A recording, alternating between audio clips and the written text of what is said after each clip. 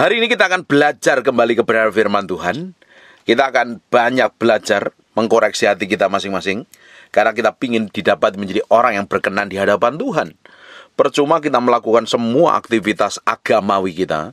Kita minggu rajin ibadah, kita terlibat pelayanan, kita jadi hamba Tuhan, kita ada memberi persembahan, memberkatin orang, memberi persepuluhan dan lain sebagainya. Tetapi kalau kita ini didapati menjadi orang yang memiliki sikap dan karakter yang buruk, yang tidak seperti yang Tuhan mau, toh ujungnya akan menjadi sia-sia.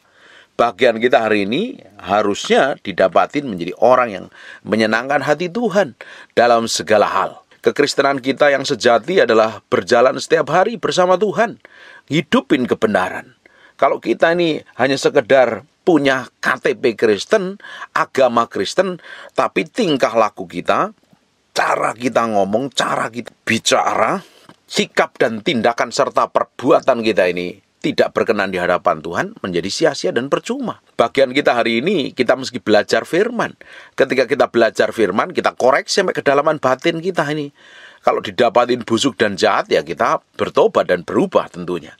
Kita belajar firman, kita bercermin dengan firman, kita koreksi sampai kedalaman batin kita. Jangan sampai kita ini menjadi manusia-manusia yang kelihatannya melakukan aktivitas agamawi, sebenarnya hati kita jauh dengan Tuhan. Kita harus didapati menjadi orang yang berkenan di hadapan Tuhan. Dalam segala hal, kita ingin didapati menyenangkan hati Tuhan. Sekarang buka bersama saya di Matius pasal yang ke-5 ayat yang ke-20. Maka aku berkata kepadamu, jika hidup keagamaanmu tidak lebih daripada hidup keagamaan ahli Taurat dan orang-orang Farisi, sesungguhnya kamu tidak akan masuk dalam kerajaan surga. Bayangin, kalau keagamaan kita ini nggak melebihi dari orang-orang Farisi. Orang Farisi itu melakukan aktivitas rohani. Mereka berdoa di tempat-tempat terbuka supaya dipuji orang, dihargain orang. Ini orang ahli Taurat ini ngerti kebenaran, ngerti firman. Dan orang-orang Farisi ini rajin melakukan aktivitas agamawi, tetapi hatinya jauh dengan Tuhan. Orang-orang Farisi itu tiap hari dalam seminggu dia melakukan doa dan puasa. Di Lukas 18 ayat ke-12. Bayangin nih, orang Farisi ngomong begini, aku berpuasa 2 kali seminggu, aku memberikan 1/10 dari segala penghasilanku. Orang Farisi rajin doa, rajin berpuasa, bahkan rajin memberi persembahan. Tetapi kelakuannya, karakternya tidak mencerminkan orang yang menghidupin kebenaran firman Tuhan. Kalau kehidupan kita ini tidak lebih benar dari kehidupannya orang-orang ahli Taurat dan orang-orang Farisi, kita tidak mendapat bagian dalam kerajaan Allah. Jadi kekristenan kita ini harus menghidupin gaya hidupnya Yesus. Coba sekarang lihat, nanti kita akan bongkar satu persatu. Kita lihat sekarang dari kedalaman batin kita. Benar nggak sih selama ini kehidupan saya ini sudah berkenan di hadapan Tuhan? Benar nggak nih semua tindakan dan ucapan serta perbuatan saya ini selama ini sudah menyenangkan hati Tuhan? Semua yang saya perbuat, saya lakukan menyenangkan hati Tuhan. Tuhan itu disukakan apa tidak dengan perbuatanku? Atau kita hanya fokus pada diri sendiri, kepentingan kita sendiri, kemauan kita sendiri, bahkan kita nggak peduli dengan Tuhan. Kalau kita nggak peduli dengan Tuhan, artinya kita ini hidup dipimpin daging, bukan dipimpin Roh Kudus.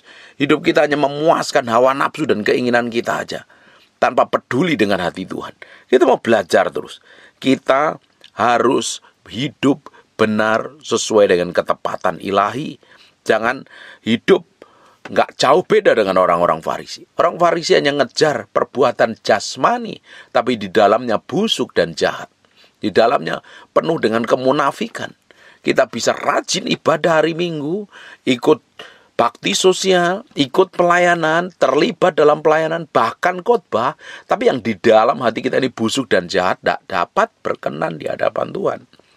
Gak bakalan dapat bagian dalam kerajaan Allah. Tuhan lebih penting ngelihat yang di dalam kita daripada reaksi kita. Bapak Ibu, Tuhan gak tertarik dengan bagaimana kita melakukan ibadah, terlibat pelayanan dan lain sebagainya. Tuhan gak terlalu tertarik dengan apa yang Bapak Ibu lakukan. Tapi Tuhan tertarik kenapa kita melakukan segala sesuatu itu. Apa motivasi dibalik semuanya itu? Kenapa kita melakukan pelayanan? Kenapa kita berdoa? Kenapa kita menyembah Tuhan? kenapa kita beribadah dan lain sebagainya. Tuhan lebih tertarik kenapa kamu melakukan itu. Tuhan tidak tertarik dengan apa yang kita perbuat dan kita lakukan. Tapi Tuhan tertarik sampai kedalaman batin kita ini loh. Kita ini melakukan segala sesuatu untuk siapa, untuk apa. Kalau kita melakukan segala sesuatu hanya untuk menyenangkan Tuhan, itu baru disukakan. Hari ini kita mau lihat sampai kedalaman batin kita sendiri. Kita belajar firman ini kan membersihkan semua kejahatan di dalam batin kita, supaya semakin hari semakin kita didapati menjadi orang-orang yang menyenangkan hati Tuhan. Kita akan lanjutkan di ayat yang ke-21. Kamu telah mendengar firman kepada nenek moyang kita, jangan membunuh, siapa membunuh harus dihukum. Tetapi aku berkata kepadamu, setiap orang yang marah terhadap saudaranya harus dihukum. Siapa yang berkata kepada saudaranya kafir harus dihadapkan pada mahkamah agama. Dan siapa yang berkata jahil harus diserahkan ke dalam neraka yang menyala-nyala. Artinya apa? Kita sebagai orang percaya nggak boleh menghakimi dengan kacamata kita sendiri. Kita harus menjadi orang yang bijaksana pakai kacamata Tuhan. Kalau kita ini menjadi orang yang hidupnya hanya kerjaannya ngomongin kelemahan orang lain, kekurangan orang lain tanpa mau melihat sampai kekurangan diri kita sendiri, kita akan menjadi orang yang susah berubah loh. Perhatikan ayat 21. Kamu telah mendengar firman kepada nenek moyang kita, jangan membunuh, siapa membunuh harus dihukum. Bapak Ibu tahu nggak? Di dalam perjanjian baru kita membenci sesama kita artinya sudah menjadi seorang pembunuh manusia. Itu di 1 Yohanes pasal yang ketiga 15. Di perjanjian lama membunuh baru menghabisi nyawa orang baru namanya membunuh. Tapi di dalam perjanjian baru kita membunuh kalau kita sudah membenci orang dan tanpa kita mau melepaskan pengampunan, dan kita tidak akan menjadi orang yang mendapat bagian dalam kerajaan Allah. Artinya apa? Hati ini loh yang ternyata penting. Hati ini penting. Hati yang di dalam ini harus didapatin kudus, suci, tak bercacat celah. Nah ini perlu dibersihkan dengan firman setiap hari. Kita perlu belajar firman. Kayak hari ini Bapak Ibu dengerin firman apa yang saya sampaikan ini. Firman ini kan menyucikan sampai kedalaman batinmu. Memberikan kebenaran. Tahu harus bersikap seperti apa, bertindak seperti apa. Jangan sampai kita ini melakukan segala sesuatu kegiatan rohani. Kita belajar firman, kita punya aktivitas di dalam gereja, tapi kita nggak hidupinya. Justru kita belajar firman hanya untuk nyerang orang lain, untuk menghakimi orang lain, untuk menuduh orang lain. Bahkan kalau kita marah pun nggak boleh loh. Karena kita bisa menempatkan marah kita ini dengan tepat di hadapan Tuhan. Sebab amarah tidak mengerjakan apa-apa di hadapan Tuhan. Perhatikan ayat yang ke-23. Sebab itu jika engkau mempersembahkan persembahanmu di atas mezbah, dan engkau teringat sesuatu di dalam hati saudaramu terhadap engkau. Ketika kita ini mau berdoa, kita mau nyembah Tuhan, kita mau datang gereja, kita mau ikut persekutuan doa, kita mau ikut ibadah, kita mau ke menara doa. Ternyata kita ingat sesuatu yang di dalam hati kita terhadap orang lain. Perhatikan ayat 24. Tinggalkanlah persembahanmu di depan mezbah itu dan pergi berdamai dahulu dengan saudaramu, lalu kembali untuk mempersembahkan persembahanmu itu. Ini kan berbicara tentang hati. Hati ini loh yang tahu kita dengan Tuhan. Orang lain tidak tahu. Kita bisa datang ibadah dengan pakaian yang rapi, rambut yang klimis, muka yang manis, semuanya kelihatan baik-baik saja. Tapi Tuhan lihat sampai kedalaman batin kita. Jangan-jangan masih simpan kepahitan. Jangan-jangan sampai masih simpan marah. Masih simpan sakit hati. Percuma kamu ibadah. Percuma kamu nyembah Tuhan. Kalau kamu masih membenci sama saudaramu. Kamu masih ingat kesalahan orang lain. Kamu masih belum bisa melepaskan pengampunan. Semuanya menjadi sia-sia. Alkitab katakan kalau kita mempersembahkan persembahan di atas mezbah dan kita ingat sesuatu di dalam hati kita. Karena kita pernah ribut dengan orang lain, pernah gegeran dengan orang lain. Tinggalkan persembahan di depan mezbah itu, pergi berdamai dahulu, beresin dulu. Karena Tuhan lebih tertarik dengan isi hatimu dari semua kegiatan yang kita lakukan. Tuhan tidak tertarik dengan kegiatan semua yang kita perbuat, tapi Tuhan tertarik dengan isi hati kita. Kalau kita memiliki isi hati yang benar, isi hati yang murni, kita melakukan untuk kemuliaan nama Tuhan. Kita mau menyenangkan hati Tuhan, kita melakukannya dengan ketulusan kemurnian. Hanya supaya nama Tuhan dipermuliakan. Banyak orang melakukan aktivitas hanya untuk supaya dilihat orang, dipuji orang, diagungkan orang, dapat tepuk tangan, padahal jauh dari perkenanan Tuhan. Hidup kita hari ini yang kita kejar adalah berkenan di hadapan Tuhan, menyenangkan hati Tuhan, bukan yang lain. Buat apa kita melakukan segala macam, memiliki segala macam di muka bumi ini, tapi waktu kita dipanggil Tuhan, Tuhan tidak berkenan dengan semua yang pernah kita perbuat dan kita lakukan. Menjadi sia-sia. Saya pun ketika dipanggil Tuhan, saya ingin didapati menjadi orang yang menyenangkan hati Tuhan. Sehingga apa yang saya lakukan sampai hari ini, saya setia melayani Tuhan, saya khotbah, saya ngajar, saya pelayanan, saya doain orang dan lain sebagainya, saya ngonselingin orang. Saya pingin ujungnya Tuhan dapatin hati saya ini berkenan di hadapan Tuhan. Nah, hang di dalam ini kita perlu jaga setiap hari.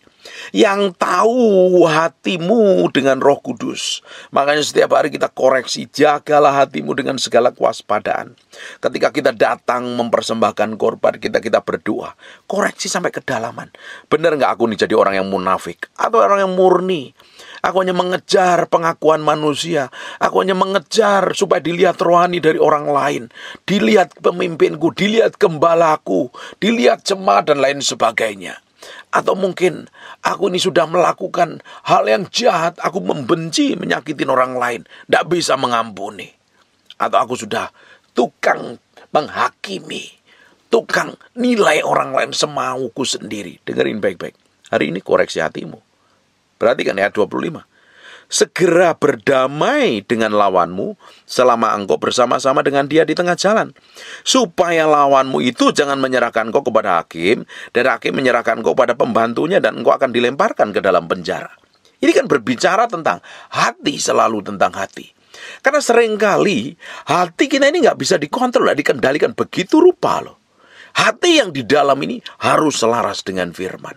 Ketika hatimu selaras dengan firman, pikiranmu, perasaanmu, kemauanmu ngikutin firman.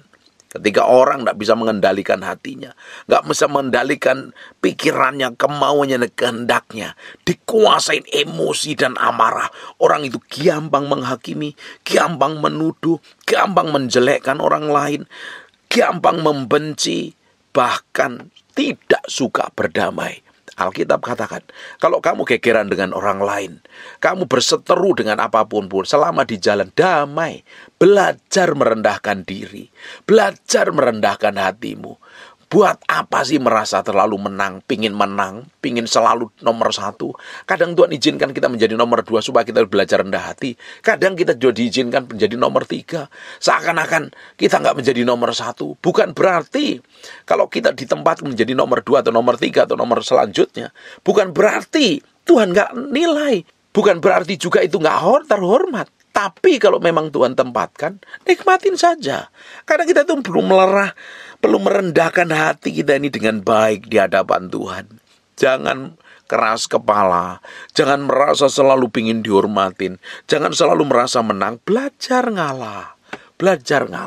Kadang kita dengan ngalah, kita merendahkan hati kita. Semua persoalan masalah yang kita hadapin kadang selesai dengan baik. Tapi kalau kita tinggi hati, kita merasa harus menang dan orang lain harus kalah. Ya kalau yang menjadi lawanmu mau mengalah, kalau menjadi lawanmu nggak mau ngalah, ujungnya kamu akan dibawa ke dalam pengadilan. Kalau pengadilan memutuskan hakim itu menyerahkan kepada pembantunya, maka kita akan dilemparkan ke dalam penjara. Belajar memiliki hikmat, pengertian, dan pengetahuan. Belajar mengendalikan diri dengan baik. Menaruh hati ini sepenuhnya di hadapan Tuhan. Jangan menjadi orang yang angkuh, sombong, dan belaku. Merasa harus menjadi nomor 1. Merasa menjadi yang utama dan terutama. Yang utama dan terutama itu Tuhan. Seringkali kita harus merendahkan hati kita sepenuhnya di hadapan Tuhan. Kadang kita nggak dihargain, kita nggak dihormatin, supaya kita belajar merendahkan hati kita di hadapan Tuhan. Ada orang-orang yang tinggi hati selalu ingin dihormatin. Karena merasa kaya, merasa hebat, merasa mampu, merasa bisa. Percuma kalau karakternya buruk dan jahat. Tuhan mau kok hati kita ini. Kenapa? Hati ini berbicara tentang karakter loh.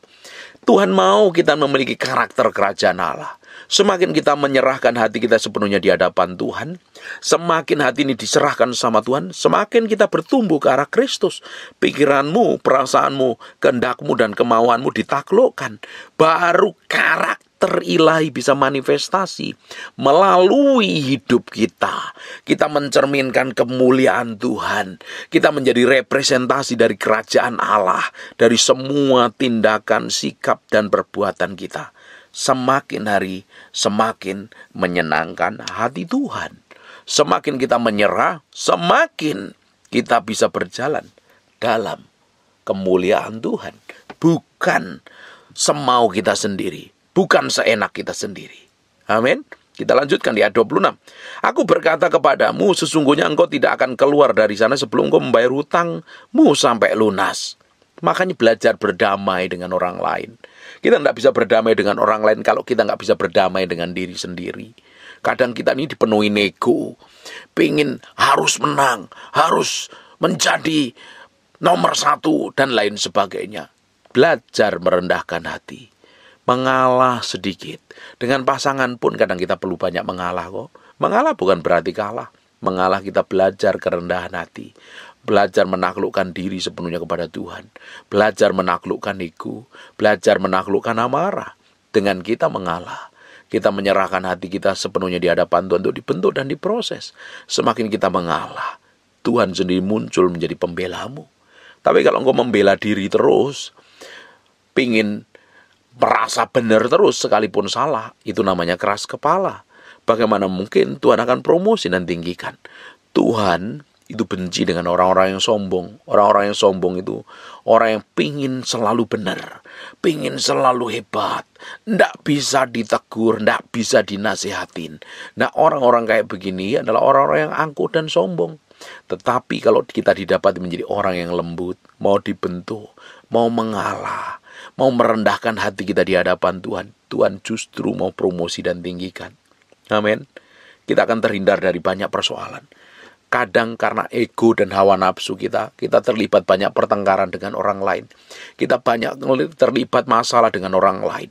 Bahkan dengan istrimu, dengan suamimu, dengan anak-anakmu. Karena ego, engkau tidak bisa merendahkan hatimu sedikit. Engkau akhirnya ribut dan gegeran serta berantem. Akhirnya muncul masalah baru. Dengan orang lain, dengan bos, dengan anak buah, dengan karyawan, dengan sopir, dengan pembantu, dengan gembalamu, dengan siapapun juga.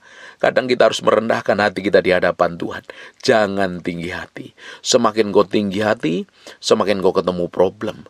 Semakin ketemu problem, semakin orang benci dengan kelakuanmu, sikap dan perbuatanmu. Bukankah kita dipanggil untuk menjadi berkat? Dipanggil untuk menjadi berkat. Berkenan di hadapan Tuhan, bukan bertindak semau kita sendiri, bukan berkelakuan seenak perut kita sendiri. Justru kita semakin jalan sama Tuhan, semakin ngikutin Tuhan, semakin menikmatin hadirat Tuhan, semakin kita dibawa, diubah terus hari demi hari, menjadi serupa segambar dengan Tuhan, sehingga kita menjadi berkat bagi banyak orang. Bukan menjadi batu sandungan. Kalau kita mau merendahkan hati kita, akan terhindar dari banyak persoalan dan masalah. Orang yang gak mau merendahkan hatinya dan cenderung menjadi pemarah, jadi tukang ribut, merasa pandangannya selalu benar. Karena apa yang kita pandang benar, belum tentu benar menurut orang lain. Apa yang kita anggap benar, belum tentu di pemandangan orang lain itu benar. Setiap orang punya persepsi dan cara pandang masing-masing.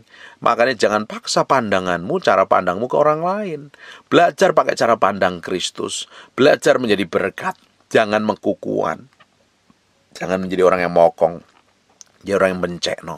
Menjadi orang yang keras kepala yang gak bisa ditegur dan dinasihatin.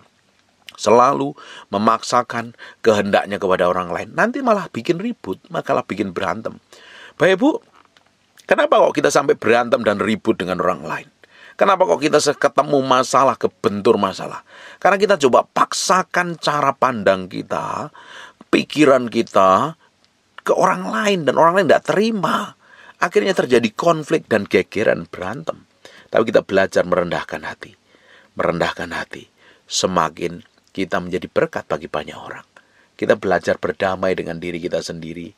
Kita berdamai dengan emosi kita sendiri. Kita berdamai dengan semua luka masa lalu, trauma, luka batin, dan lain sebagainya dalam dirimu. Serahin sama Tuhan. Engkau akan berdamai dengan Tuhan. Tapi kalau engkau selalu emosi, gegeran, berantem, ribut, kacau, dan berantakan, engkau tidak akan mengalami banyak hal yang ajaib. Hari ini belajar. Taruh hatimu, pikiranmu, perasaanmu sepenuhnya di hadapan Tuhan. Kita lanjutkan lagi di ayat yang ke-27. Kamu telah mendengar firman, jangan berzina. Tetapi aku berkata kepadamu, seorang yang memandang perempuan serta menginginkannya sudah berzina dengan dia di dalam hatinya. Di dalam perjanjian lama, orang yang berzina itu kalau didapatin mereka sudah bersetubuh. Satu dengan yang lain ini sudah tidur bareng. Sudah melakukan hubungan seks. Laki-laki dan perempuan. Tapi di dalam perjanjian baru, kita memandang perempuan, yang perempuan memandang laki-laki, yang laki-laki memandang perempuan, serta menginginkannya, membayangkannya, artinya membayangkan dia telanjang dan tidur bareng, itu sudah berzina di dalam hatinya. Orang yang membayangkan saja itu sudah berzina di dalam hatinya, di dalam perjanjian baru. Makanya jadi najis dan kotor. Makanya hari ini loh yang di dalam ini kan Tuhan mau bersihkan kan. Dari semua kepahitan, dari semua kemunafikan, dari semua ego, dari semua kenajisan, perzinahan dan lain sebagainya. Tuhan mau bereskan diri kita ini semakin hari semakin didapatin menyenangkan hati Tuhan. Perhatikan ayat 29. Maka jika matamu yang kanan menyesatkan, kau cungkilah dan buanglah itu. Karena lebih baik bagimu jika satu dari anggota tubuhmu binasa, daripada tubuhmu yang utuh dicampakkan ke dalam neraka. Dan jika tangan kananmu yang menyesatkan, kau penggalah dan buanglah itu. Karena lebih baik bagimu jika satu dari anggota tubuhmu binasa, daripada tubuhmu dengan utuh masuk neraka. Ini anggota tubuh kita ini mesti kita jagain. Bapak Ibu punya kelemahan di mana? Di bagian mana? Di mata, di tangan, di bagian tubuh yang mana? Jagain dengan baik. Serahkan kelemahanmu di hadapan Tuhan. Biar Tuhan berikan kemampuan dan kekuatan. Supaya bisa berjalan dalam ketepatan ilahi. Bertindak benar. Ternyata nih, tubuh kita ini menjadi baitnya Allah. Jadi tempat tinggalnya Tuhan. Jangan sampai tubuh ini menjadi tempat yang najis dan kotor. Jangan sampai menjadi tempat yang tidak berkenan di hadapan Tuhan. Karena Tuhan adalah kudus, suci, dan tak bercacat celah. Dia mau tinggal di dalam diri kita yang kudus, suci, yang tidak bercacat celah juga. Tapi bagaimana kalau tubuh kita ini melakukan banyak perzinahan, banyak kenajisan, melakukan kejahatan dan lain sebagainya, tapi kita masih tetap nyembah Tuhan, inginkan Tuhan masuk dalam hatimu. Padahal Tuhan tidak bisa bersatu dengan dosa. Makanya kita perlu bertobat setiap hari, menguduskan diri kita setiap hari. Semakin hari semakin kita didapati menyenangkan hati Tuhan. Bapak Ibu, lihat sampai kedalaman batin kita selama ini. Benar enggak? Dari semua tindakan, sikap, dan perbuatan kita ini menyenangkan hati Tuhan. Benar enggak sih Tuhan disenangkan dengan apa yang kita lakukan? Atau justru sebaliknya? Belajar menaruh hati dan pikiran kita sepenuhnya di hadapan Tuhan setiap hari. Semakin hari, semakin kita didapati menyenangkan hati Tuhan. Semakin menyenangkan hati Tuhan. Semakin kita menjadi berkat bagi banyak orang. Bahkan kita akan lihat di ayat yang ke-38.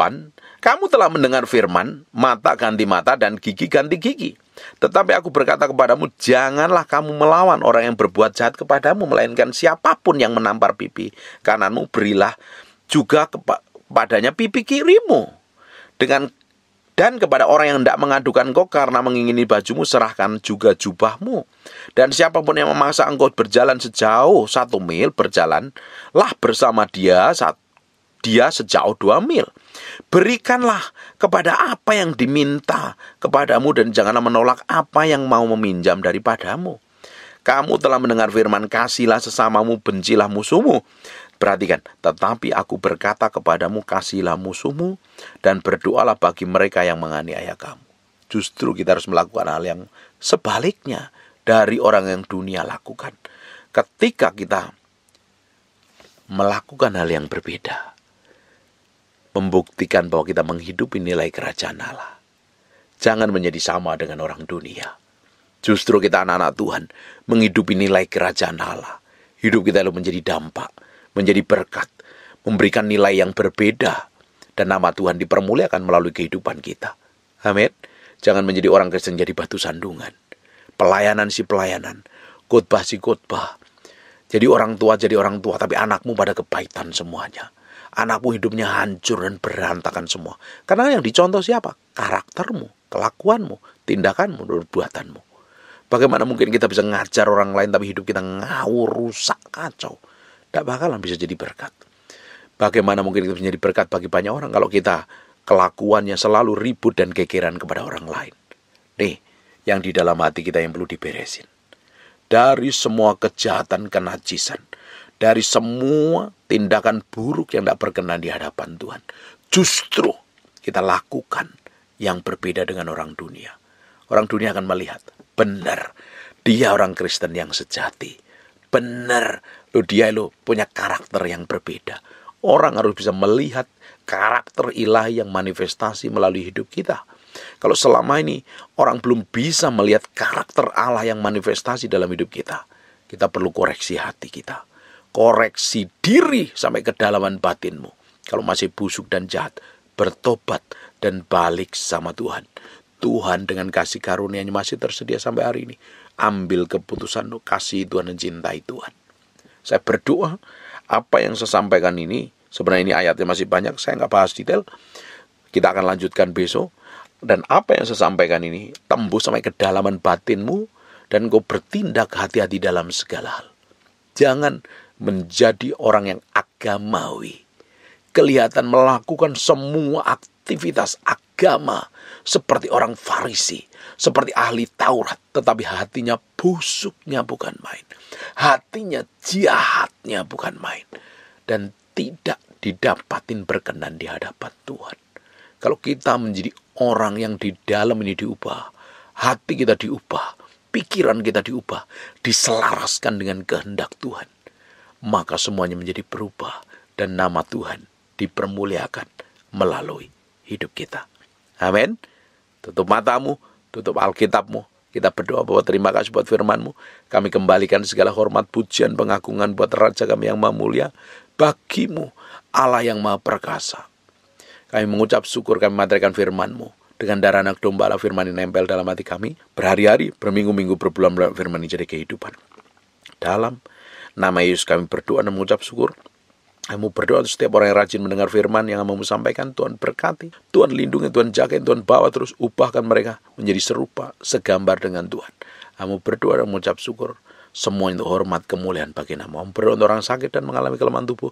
Oleh bilur Yesus, oleh darah Yesus, jadilah engkau tahir, jadilah engkau sehat, jadilah engkau sembuh. Dan namamu berdoa yang sedang struggle mengalami pemulihan yang datangnya dari Tuhan. Dalam nama Yesus kami berdoa dan mengucap syukur. Haleluya. Amin. And God bless you. Terima kasih Tuhan. Terima kasih. Terima kasih. We thank you. We praise you. We adore. Terima kasih buat siang hari ini. Kami mau dedikasikan hidup kami siang hari ini untuk menyembah-Mu, untuk datang di hadirat-Mu. Kami berikan korban yang terbaik dalam nama Yesus. Haleluya. Amin. Amin. Tetap berdiri. Pegang HP-nya dulu di silent. Saya nggak mau dengar suara HP hari ini. Pastikan HP-mu di silent. Come breathe upon me, breath of God. Breathe upon me, Spirit of the Lord, as I lift my hand in surrender to your name.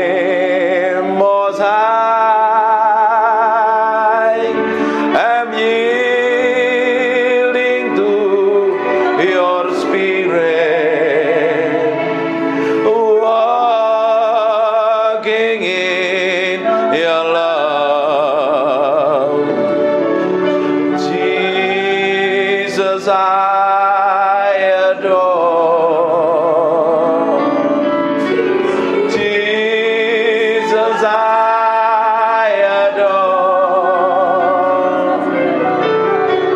Jesus, I adore your holy name. Come breathe upon me. Come breathe upon me, breath of God. Breathe upon me, Spirit of the Lord. As I lift my hand in surrender to your name, Most High, I'm yielding to your Spirit, walking in your love. Jesus, I adore. Jesus, I adore. Jesus, I adore your holy name. Tetap berdiri sebentar. Di Kidung Agung pasal yang ke-8 ayat 6 dan 7. Taruhlah aku seperti materai dalam hatimu, seperti materai pada lenganmu, karena cinta kuat seperti maut, kegairahan gigih seperti dunia orang mati. Nyalanya adalah nyala api, seperti nyala api Tuhan. Air yang banyak tak dapat memadamkan cinta, sungai-sungai tak dapat menghanyutkannya. Sekalipun orang memberi segala harta benda rumahnya untuk cinta, namun ia pasti akan hina. Kita harus tempatkan Tuhan jadi yang utama dan terutama, lebih dari apapun juga. Taruh Tuhan harus jadi yang utama dalam hatimu. Hari ini kita mau berikan hati kita ini sepenuhnya untuk Tuhan pagi hari ini. Mulai fokus hatimu sama Tuhan. Jangan fokus sama saya. Saya ini bukan siapa-siapa. Kita minta sesuatu yang berbeda pagi hari ini. Nanti ada urapan seperti gelombang yang akan memenuhi ibu-ibu semua. Ini namamu,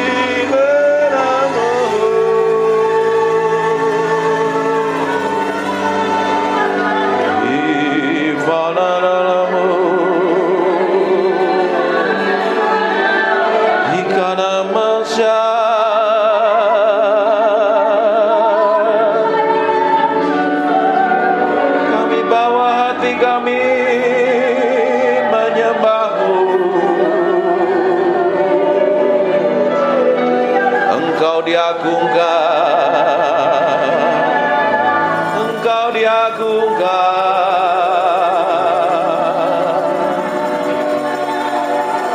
Inamu alamu, ibini-biniana, ini mie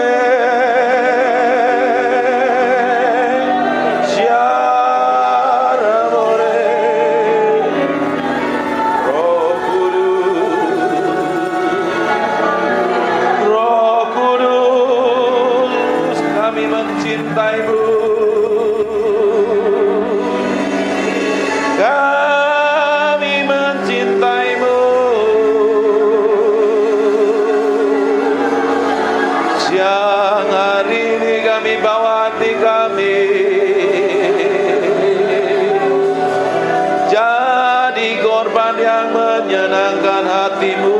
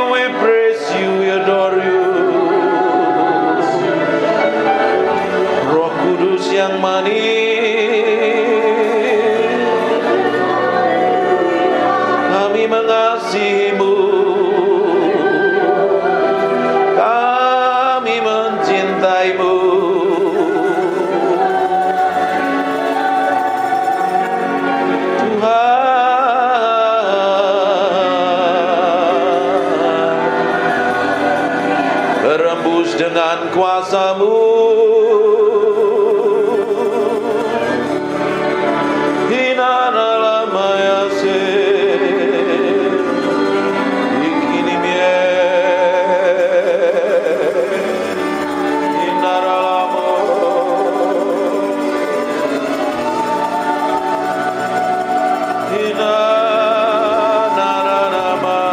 Buka tanganmu dua-dua.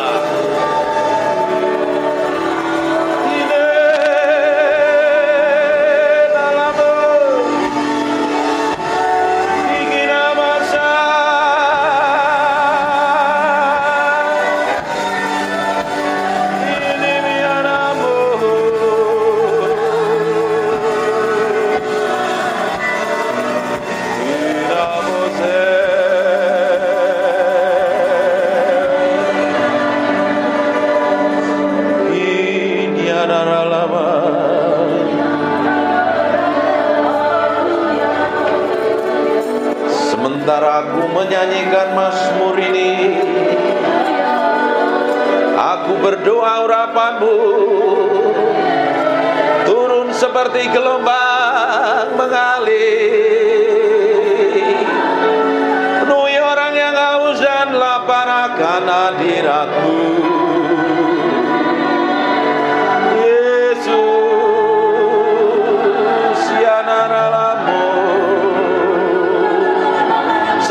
Urapan itu sedang turun dalam ruangan ini.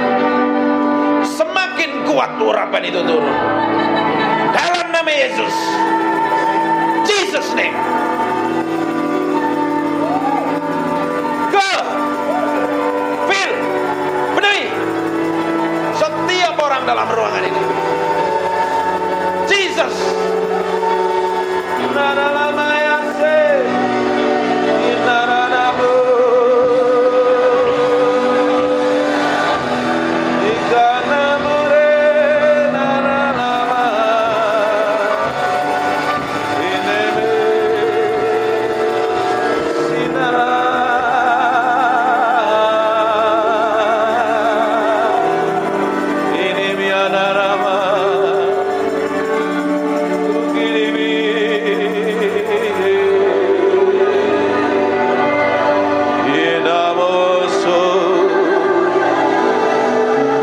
Nikmati Tuhan, nikmati hadirat-Nya siang hari ini, nikmati hadirat-Nya,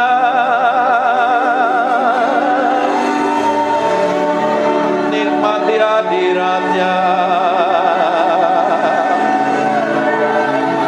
memuaskan hatimu, memuaskan hatimu, memuaskan hatimu.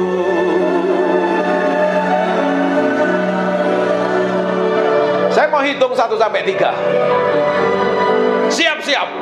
Pada hitungan ketiga ada kuasa Allah turun dalam hidupmu.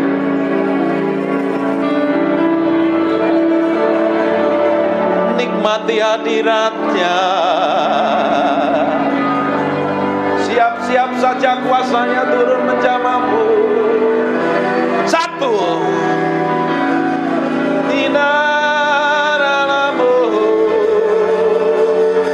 Ada seperti api turun dari atas kepalamu.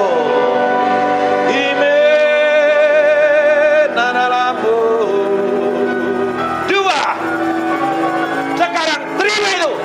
Jesus. Take. Jesus name. Go. Maralah pakai. Terus. Terus. Terus. Take it. Touch in Jesus name. Jesus name.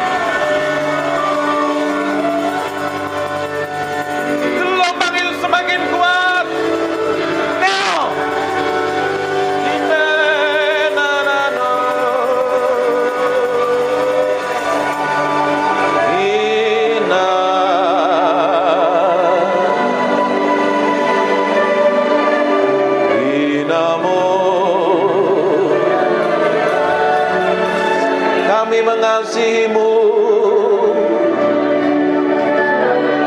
kami mencintai-Mu. Dari hati kami mengalir penyembahan, dari hati kami mengalir Mazmur. Jesus, Jesus.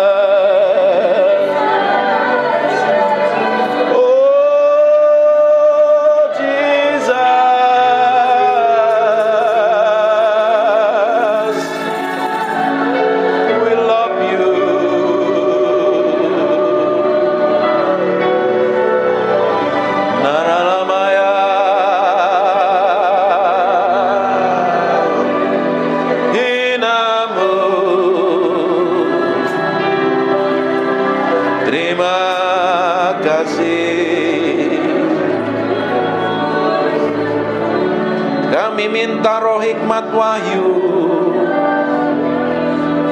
turun di atas kami siang hari ini. Singkapkan kebenaran-Mu, singkapkan Tuhan.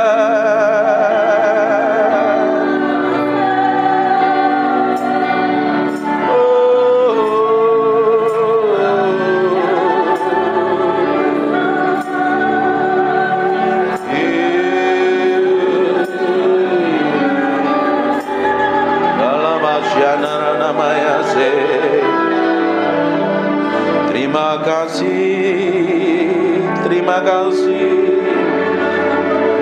terima kasih, Jesus. We thank you, we praise you, we adore. Terima kasih. We thank you. Terima kasih Roh Kudus, Engkau baik, Engkau luar biasa, Engkau dahsyat. Permuliakan nama Yesus yang hari ini. Buat firman-Nya begitu hidup, dan ubah kami dalam hadirat-Mu. Ubah kami dalam hadirat-Mu sendiri. Kami minta Engkau tetap tinggal di antara kami, dalam nama Yesus. Silahkan duduk. Menyembah Tuhan artinya memberi hidup sama Tuhan. Bukan mulutnya yang ngomong, tapi hatimu yang diberikan sama Tuhan. Ketika hatimu diberikan sama Tuhan, dan Tuhan dapatin kelakuan, sikap, dan tindakanmu serta perbuatanmu menyenangkan hatinya. Nah, ketika kau nyembah Tuhan, Tuhan hadir. Dia akan merubah hidupmu. Saya suka nyembah ini. Kencengin. Saya ngomong sesuatu tapi kayaknya meski berubah. Banyak hal yang saya mau ajarkan, tapi Tuhan suruh ngomong yang lain. Penyembahan ternyata bukan hanya sekedar bicara tentang bahasa roh. Bukan sekedar ngomong yang teriak-teriak kenceng-kenceng atau main musik jago. Tapi beri yang di dalam hatimu untuk Tuhan, lebih dari apapun. Ternyata kalau kita beri hati kita sepenuhnya untuk Tuhan, kita nempelnya sama Tuhan. Waktu nyembah begini, Tuhan disenangkan dengan penyembahanmu dan nyanyianmu. Tanpa kita nggak sadarin, kadang Tuhan hadir dalam penyembahan kita. Kalau ketika Tuhan hadir dalam penyembahan kita, kuasanya begitu powerful dan dahsyat. Amin. Ini kan hadiratnya masih tebel kan ya? Iya. Iya. Nah, di belakang rasain hadirat Tuhan masih. Kayaknya Tuhan masih ingin disembah. Tutup matamu aja, kita nikmatin hadirat.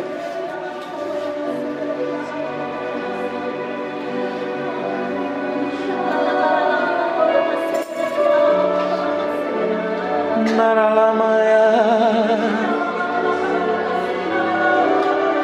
naralamu, Sinana more ikini miana lama. Engkau dipuji, Engkau ditinggikan. Lihat orang-orang ini menyembah-Mu. Oh Yesus,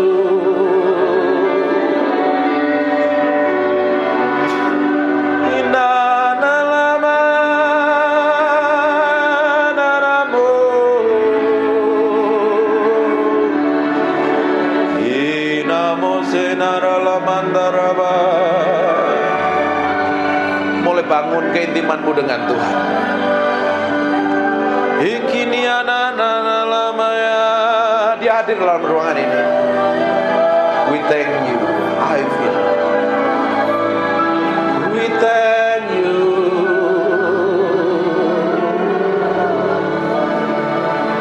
Ikinana namo siniere mereme inamora.